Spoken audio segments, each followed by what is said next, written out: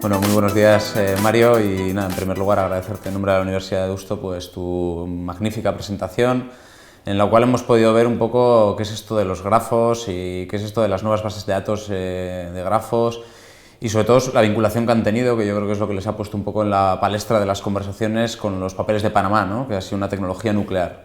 Entonces, yo creo que uno de los primeros elementos que podría preguntar la gente es eso, ¿no? ¿Qué son las bases de datos de grafos y por qué ahora todo el mundo está hablando de ellas en este mundo del Big Data y su relación con los papeles de Panamá? Buenos días, lo primero, muchas gracias por vuestra invitación.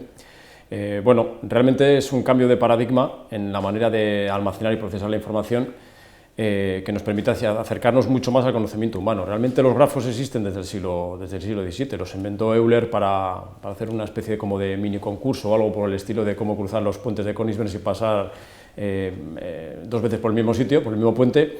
Aunque el problema no tenía solución, inventó para ello los grafos y las relaciones, y al final, bueno, pues la verdad es que los conceptos son muy simples. Los entes, los conceptos, tal y como los concebimos en la mente humana, los asimilan a nodos, y bueno, por otro lado, luego los nodos se interconectan, es decir, como todo en el mundo está interconectado. Un coche tiene sus componentes tienen otros componentes, de cualquier aspecto de la vida está conectado con otro aspecto de la vida. Entonces, pues, mediante esa, digamos, conceptualización gráfica, pues vemos claramente que prácticamente todo sistema de información lo podemos asimilar a un grafo.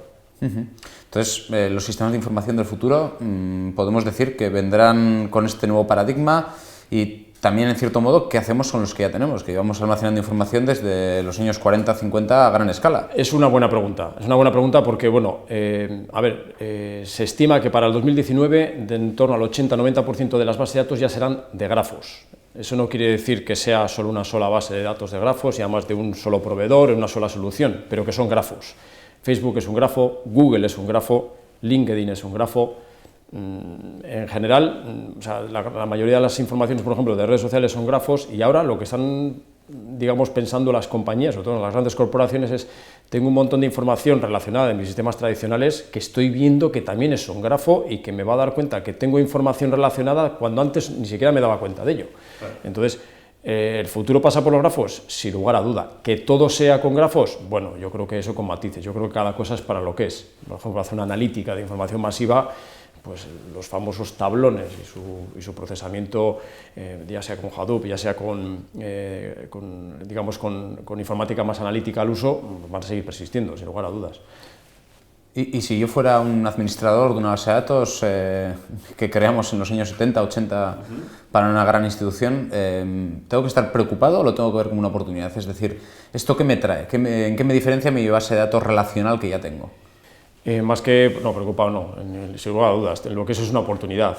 Lo que te diferencia principalmente es que en una base de datos tradicional tú tienes que, antes de siquiera poblar la información en una tabla o en una relación, tienes que diseñarla. Tienes que hacer su modelo conceptual, su modelo lógico de datos, su modelo físico de datos. Si tienes un governance, tienes que definir sus dominios.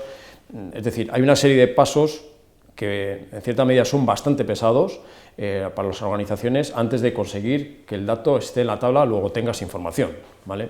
Ese ciclo de vida del dato se reduce muchísimo, sobre todo con las bases de datos de grafos, porque no hay esquema. El esquema es el esquema mental que tú tengas. Pero no es menos cierto que, bueno, como antes hemos comentado en la charla, que partimos de un mundo que no partimos de cero, no partimos from scratch. Partimos de que tenemos bases de datos relacionales que efectivamente surgieron en los 70, 80, 90 y que a día de hoy siguen existiendo, porque cuesta mucho cambiar la tecnología, sobre todo en las grandes corporaciones. Pese a que esta tecnología pues prácticamente es bastante barata en comparación, pero cuesta cambiarlo. Pero sí, debía de verlo como una oportunidad, porque donde antes veían relaciones directas, ahora van a haber unas relaciones inducidas y con unas posibilidades de procesamiento y de generar nuevas relaciones que desconocían, que son prácticamente infinitas.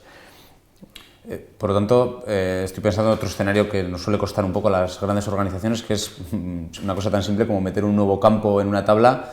Si te he entendido bien, claro, ese problema desaparece, ¿no? Porque digamos que esta nueva forma de expresar datos es extensible casi por naturaleza. Correcto, se minimiza. No es que desaparezca, se minimiza, porque al final el hecho de meter, por ejemplo, un rating en una empresa, siempre vas a necesitar pensar que necesitas ese rating en el nodo de empresa, ¿vale? Es decir, a nivel de companies, pero es decir, no necesitas pensar tu modelo de información, necesita el rating a nivel de empresa, por poner un ejemplo, o necesitas una dirección o necesitas un segmento determinado de cliente, una propiedad de un cliente en tu base de datos de clientes, eso lo necesitas, pensarlo. Pero el proceso, desde que tú lo has pensado hasta que consigues que el dato esté poblado en la base de datos, se reduce a la mínima expresión. Es muy directo, muy directo. ¿Y esto se está enseñando ya en las universidades? ¿Cómo crees que tendríamos que las universidades afrontar esto? Porque yo creo que, en cierto modo, nuestros planes de estudios son un pre a todo esto, ¿no? O sea, viene un poco de una era muy relacional todavía. Sí, pues aprovecho la oportunidad porque efectivamente, como sabéis, participamos en el programa de Business Intelligence y Big Data de la Universidad de Deusto, en lo que es la Facultad de Ingeniería de Bilbao, y llevamos 2 años con un programa de formación de Business Intelligence y Big Data, y creo que hemos sido pioneros a la hora de lanzar esta nueva posibilidad de las bases de datos de grafos. Y de hecho, bueno, yo creo que hay bastante interés, no sé si demanda, esperemos que sí, pero hay bastante interés en hacerse con ellas y sobre todo aprender a manejarlas, que, por cierto, la curva del aprendizaje es tremendamente rápida en comparación con el resto de las bases de datos. Y bueno, yo te diría que sí, por lo menos la Universidad de Deusto, y no es porque esté aquí haciendo este vídeo, la verdad es que está apostando bastante por aprender y por enseñar este tipo de nueva tecnología. Y ya para terminar, 3 preguntas rápidas, así con un rápido titular, en 2-3 características de las bases de datos de grafos para que la gente se quede con una idea. Muy bien, bueno, no necesitas un esquema, puedes relacionar cualquier cosa y lo que es más importante, tanto los nodos como las relaciones pueden tener un número absolutamente variable de propiedades, es decir, no de todas las personas tenemos la misma información, no de todas las clientes tenemos la misma información, no de todas las organizaciones públicas tenemos la misma información, es decir, que el número de propiedades que conoces de los objetos es variable, y además es así, el mundo es así, no sabemos todo de todo por igualdad, ¿no? Entonces, este tipo de tecnología te permite ser muy flexible en ese sentido. ¿Y qué fabricantes existen en el mercado? Porque una de las primeras preguntas que podríamos hacer es ¿quién está haciendo esto, no? Yo creo que la gente asocia mucho bases de datos a Oracle todavía. Entonces, ¿es Oracle la que está liderándolo? ¿Hay otras alternativas? No, y además depende un poco de la tipología de bases de datos. Oracle tiene su base de datos de grafos, pero se basa en un modelo de base de datos relacional detrás, en un motor relacional, con lo cual tiene sus limitaciones.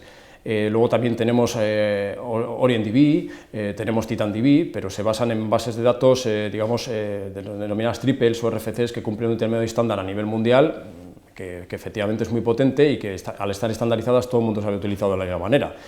Pero la curva, o mejor, el tiempo de deployment o el tiempo del time to market, desde que tú tengo la información hasta que lo consigo subir a esa base de datos, es muy alto. Y por último está Neo4j, que nosotros apostamos claramente, por esa base de datos, porque bueno, pues te la descargas, la instalas en tu PC, la instalas en un servidor y desde el minuto 1 estás cargando información y la estás modelando bajo tus necesidades. Entonces, ahora mismo creo que son prácticamente líderes mundiales en ese sentido y la verdad es que no me extraña porque son tremendamente ágiles. Y la última pregunta, frente a otras alternativas de bases de datos no SQL, grafos, documentos, nos quedamos con la de grafos porque hemos estado centrándonos mucho en ello, pero hay más tipos, ¿no? Sí, hay más tipos. Hay bases de datos como sabéis, las Column Family, que son las que utiliza, por ejemplo, Google en sus famosas Big Table, que consisten en que al final, bueno, pues guardas de una entidad, de una persona, de un coche, de un objeto en general, tú guardas un número variable de columnas y las agrupas según tus necesidades luego de explotación y es el número variable de columnas. Son tremendamente potentes para procesos masivos de información. Luego tenemos las bases de datos de documentos, que bueno, es un concepto un poco abstracto el documento, porque realmente no es un documento quizá Word como todos lo estamos pensando, se le asemeja, yo más bien casi prefiero explicarlo como si fuera una página web, la cual enlaza con otra, y dentro de una página web te encuentras un montón de cosas, textos, números, e incluso listas de cosas y como no, enlaces a otras páginas web. Pues más o menos eso es una base de datos de documentos con un lenguaje pues bueno, bastante potente para la hora de hacer queries entre diferentes páginas web. Y luego, por otro lado, tenemos las Column Family, que son, las de clave valor, como por ejemplo puede ser Vertica, que lo que hacen es verticalizar toda la información, ¿no? Lo que antes lo veíamos en, digamos, pues tienes una cliente y tienes todos los atributos y todo lo vemos como si lo viéramos en un Excel. No, ellos lo que hacen es verticalizarlo todo, lo que te permite efectivamente es tener diferente número de propiedades por cada cliente. Son tremendamente rápidas porque el almacenamiento es siempre igual y están optimizadas para eso. Y luego por último tenemos la base de datos de grafos. Yo las dividiría en esas 4 tipologías, pero cada una es para lo que es. Muy bien, pues muchas gracias de nuevo, Mario. Yo creo que muy ilustrativo y descriptivo y sobre todo prometedor, ¿no? Yo creo que nos abre un mundo que esperemos que nos traiga muchos beneficios para nuestros sistemas de información. Yo creo que sí. Muy bien, muchas gracias, Alex.